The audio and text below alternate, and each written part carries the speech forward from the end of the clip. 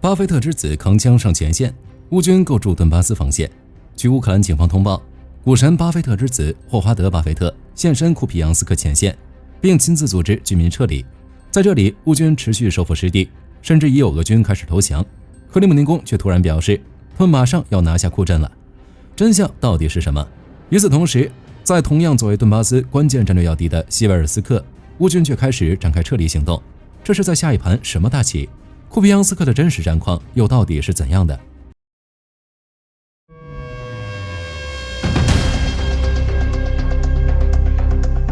从战况上来看，乌军总参谋部已确认从西维尔斯克撤退。实话实说，乌军这波撤离并不让人意外。西维尔斯克作为突出部，长期承受着俄军三面夹击的压力。俄军在这里的战术很简单，那就是人多打人少，利用兵力优势，在恶劣天气下发动不间断的肉浪冲锋。不过乌军也没惯着，持续阻击敌方阵地，消耗了大量俄军有生力量。但为了保护精锐部队的生命安全，主动撤离到更有利的第二道防线，更加符合战术逻辑。所以在火力军看来，这次撤退不太可能是那种全线崩盘的溃退，而是乌军利用空间换时间，把俄军引向更坚固的要塞防线。在这里，乌军布下大量预设的火力陷阱，等着俄军上钩。它的战略用途也很明确，不是为了死守一片废墟，而是充当消耗俄军的磨刀石。这就相当于告诉俄军，拿地可以，但要拿命来换。一定程度上，这是乌军手里的一张牌，用有限的空间换取俄军无限的伤亡。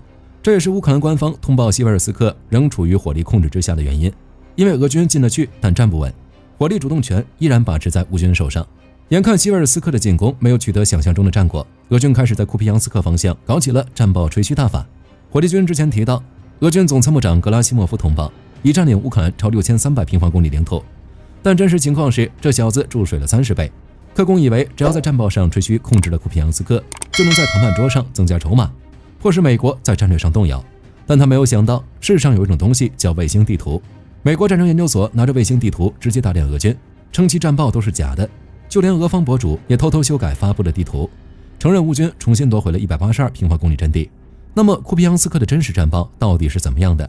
根据战争研究所报告，乌克兰军队在库皮扬斯克方向取得了重大胜利。具体而言，乌军重新夺回了库皮扬斯克以西和西北方向的阵地，以及奥斯基尔和右岸焦头堡的大部分区域。另外，在米罗维、拉尔德基夫卡和索波利夫，乌军持续取得进展。现在的乌克兰正在逐步蚕食该区域的俄军阵地。自12月11日以来，乌军已在库皮扬斯克方向控制了约182.64平方公里的阵地，并且面积逐日增加。有意思的是，这些消息还不是乌军公布的，而是俄罗斯内部人员自曝。一名与克里姆林宫有关联的俄罗斯军事博主亲自承认乌军在库皮扬斯克的大捷。他之所以出卖组织，是因为俄军指挥官虚报战况太过离谱，连他都看不下去了。一位专门报道俄西部边境地区的俄罗斯军事作者暗示，俄军未能继续往库皮扬斯克推进，甚至也无法在2026年前完成正在进行的莱曼攻势，大量俄军被困在这里。最后还有一位知名军事博主也不甘寂寞，其曾经参与俄罗斯众筹活动，属于铁杆俄粉。但这次他为俄指挥官的虚空战报感到羞愧，直接公布真实情况。其表示乌军的胜利阻止了俄军近期在莱曼和西维尔斯克附近取得的进展，俄军需要渡过西维尔斯克基顿涅茨河才能到达斯拉维扬斯克，并且需要伊久姆地区的保护，才能让其侧翼免受乌军的攻击。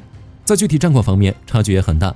俄军虽然在战报上拿下了很多村庄，但是在现实中，乌军持续取得进展。比如清剿行动顺利进行，2个俄军营的残余部队被乌军死死压缩在西南部街区的一小块空间里。按照这支部队缺乏陆地补给线的现状，投降只是时间问题。不过火力军很好奇，乌军是怎么取得库皮扬斯克大胜的。从战争研究所的报道来看，乌军能取得胜利，原因不外乎3点。第一是俄军自作自受，由于俄军指挥官都在虚报战报，俄兵也跟着夸大库皮扬斯克及周边地区的战果，让俄军领导真以为安全了，于是过早地将预备役从库皮扬斯克方向调往其他前线地区增援。库镇方向的俄军顿时傻眼了，长官，我就说着玩玩的，你怎么当真了？结果乌军轻而易举地渗透了进去，痛击阵地上的俄军。第二是俄军混乱的指挥，根据战争研究所的评估，俄军试图从多路向乌军发动进攻，然而他们的兵力本就不足，多线进攻无疑把人往火坑里踹，结果就变成了俄军气势汹汹往该方向冲，但一个区域的阵线都没能拿下。火力军对此愿称为固头不固定。最后一个原因则是外部对乌克兰的支援。在乌克兰战场，不仅有欧洲援助的武器，还有像霍华德·巴菲特这样的正义人士的援助。这家伙虽然是美国顶级富豪股神巴菲特的儿子，但他可不是来做做样子的花花公子，出现在了最危险的库皮扬斯克前线。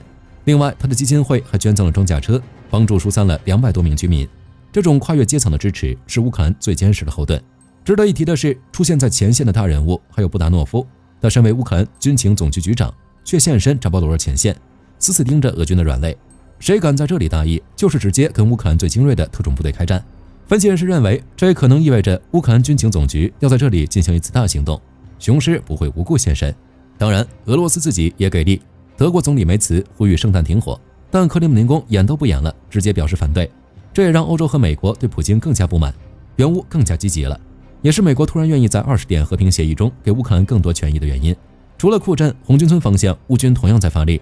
据相关媒体报道，乌克兰正在距离红军村以西15公里的地方构筑顿巴斯钢铁防线，仅铁丝网就达21道之多，且非单一类型，而是螺旋刀片网、蛇腹型网及传统刺网的组合。依托这道防线，乌军足以在红军城米尔诺格勒市守候，阻止俄罗斯部队推进。当然，这是最坏的情况。按照目前的情况，俄军在短期内攻克这条钢铁防线的可能性比较低。要火力军说，即使普京想不开，继续砸人冲破这道防线也没关系。现代战争属于体系对抗，数量并不是唯一的决定因素。俄军面临的是指挥混乱、战报造假以及预备队枯竭的现实问题。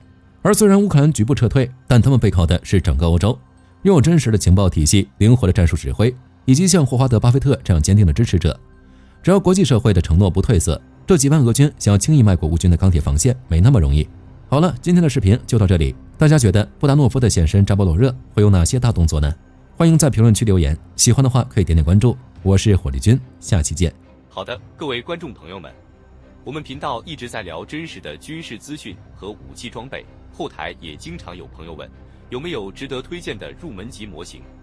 今天就和大家分享一款近期接触到的产品。首先，它的外形还原度做得相当不错，比例准确，武器上的一些关键细节和标识也都有体现，材质也说得过去，拿在手上有不错的分量感。其次，它具备一定的可动性，对于理解基础操作原理有一定帮助，让它不仅是个静态摆件。综合它的做工和可玩性来看，价格确实比较亲民。对于想入门模型收藏，或者单纯想在桌上贴一个摆件的朋友来说，是一个性价比很高的选择。商品链接已经给你们上了，感兴趣的朋友可以自行了解。